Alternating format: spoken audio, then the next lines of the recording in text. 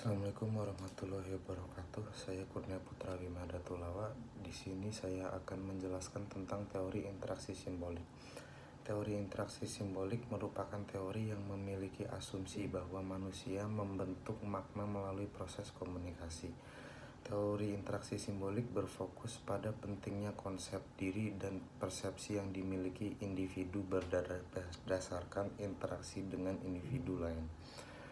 Teori interaksi simbolik bermula dari interaksionisme simbolik yang digagas oleh George Herbert Mead, yakni sebuah perspektif sosiologi yang dikembangkan pada kisaran pertengahan abad 20 dan berlanjut menjadi beberapa pendekatan teoritis, yaitu aliran Chicago yang diprakarsai oleh Herbert Blumer, aliran Iowa yang diprakarsai oleh Manford, dan aliran Indiana yang diprakarsai oleh Sheldon Stricker. Ketika pendekatan teoritis tersebut mempengaruhi berbagai bidang disiplin ilmu, salah satunya ilmu komunikasi, teori interaksi simbolik dapat diterima dalam bidang ilmu komunikasi karena menempatkan komunikasi pada baris terdepan dalam studi eksistensi manusia sebagai makhluk sosial. Interaksionisme simbolik sebagai perspektif sosiologi dapat kita runtut asal mulanya saat idealisme Jerman atau pre-Sokratik dan mulai berkembang pada akhir abad 19 dan awal abad 20 yang ditandai dengan berbagai tulisan dari beberapa tokoh seperti Charles S. Peirce, William James, dan John Dewey. Interaksionisme simbolik lahir ketika diaplikasikan ke dalam studi kehidupan sosial oleh para ahli sosiologi seperti Charles H. Cooley, W.I. Thomas, dan George Herbert Mead. Dari sekian banyak ahli sosiologi yang menerapkan interaksionisme simbolik, Mead lah yang secara khusus melakukan sistemasi terhadap perspektif interaksionisme simbolik. George Herbert Mead menjelaskan bahwa manusia termotivasi untuk bertindak berdasarkan pemaknaan yang mereka berikan kepada orang lain. Benda dan kejadian pemaknaan ini diciptakan melalui bahasa dan digunakan oleh manusia ketika berkomunikasi dengan pihak lain, yakni dalam konteks komunikasi antar pribadi atau komunikasi interpersonal, dan komunikasi interpersonal atau self-talk, atau dalam ranah pemikiran pribadi mereka. Bahasa sebagai alat komunikasi memungkinkan manusia mengembangkan sense of self dan untuk berinteraksi dengan pihak lain dalam suatu masyarakat. Dikarenakan Mead tidak pernah dapat mempublikasikan karyanya, Herbert Blumer kemudian mengumpulkan dan menyunting untuk mempublikasikan pemikiran Mead ke dalam sebuah buku berjudul Mind, Self, and Society tahun 1937, sekaligus memberikan nama dan mengenalkan istilah teori interaksi simbolik.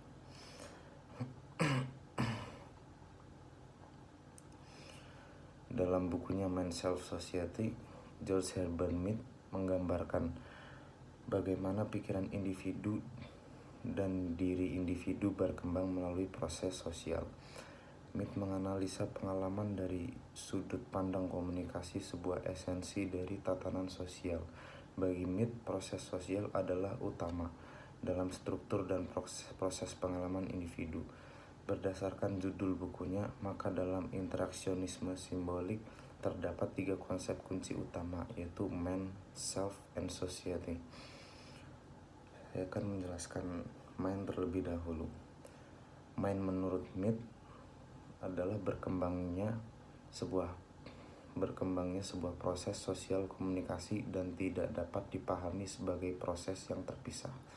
Proses ini melibatkan 2 fase, yaitu conversation of gestures dan language. Keduanya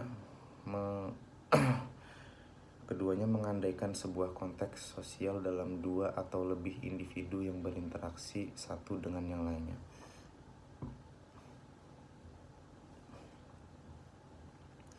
Mead hanya tampil manakala simbol-simbol yang signifikan digunakan dalam komunikasi.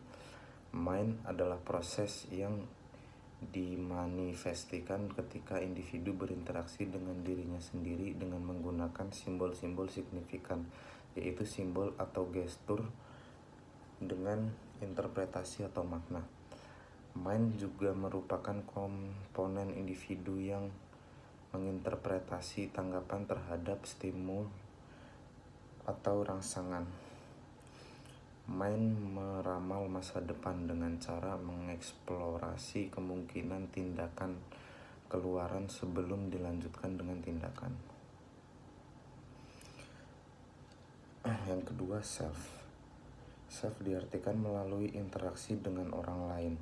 Self merujuk pada kepribadian reflektif dari individu. Self adalah sebuah entitas manusia ketika ia berpikir mengenai siapa dirinya. Untuk memahami konsep tentang diri adalah penting. Untuk memahami perkembangan diri yang lainnya mungkin terjadi melalui pengambilan peran. Agar kita bisa melihat diri kita, maka kita harus dapat mengambil peran sebagai orang lain untuk dapat merefleksikan diri kita. Menurut Mead, self dikembangkan melalui beberapa tahapan, yaitu 1. Tahapan persiapan, yang kedua tahap bermain, dan yang ketiga tahap permainan. Self adalah fungsi dari bahasa. Seorang individu harus menjadi anggota suatu komunitas sebelum kesadaran diri membentuknya. Self merupakan proses yang berlangsung terus-menerus yang mengkombinasikan I dan me. Seolah karena itu, self terdiri dari 2 bagian, yaitu I dan me. I diri yang aktif dan me merupakan diri yang menjadi objek renungan kita atau merupakan gambaran diri yang dilihat melalui cermin dari reaksi yang diberikan oleh orang lain. Menurut Mead, suatu tindakan diawali dalam bentuk I dan diakhiri dalam bentuk me. Dan yang ketiga adalah society. Society atau masyarakat dibentuk melalui interaksi antar individu terkoordinasi. Menurut Mead, interaksi yang terjadi pada manusia menempati tingkatan tertinggi bila dibandingkan makhluk lainnya. Hal ini dikarenakan digunakannya berbagai macam simbol signifikan, yaitu bahasa. Meskipun terkadang manusia memberikan respon atau tanggapan secara otomatis dan tanpa berpikir panjang terhadap gestur manusia lainnya, interaksi manusia ditransformasikan dengan kemampuannya untuk membentuk dan menginterpretasikan secara langsung dengan menggunakan sistem simbol konvensional.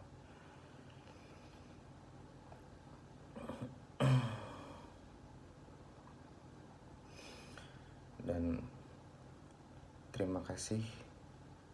Itu adalah penjelasan saya tentang teori interaksi simbolik. Semoga bermanfaat.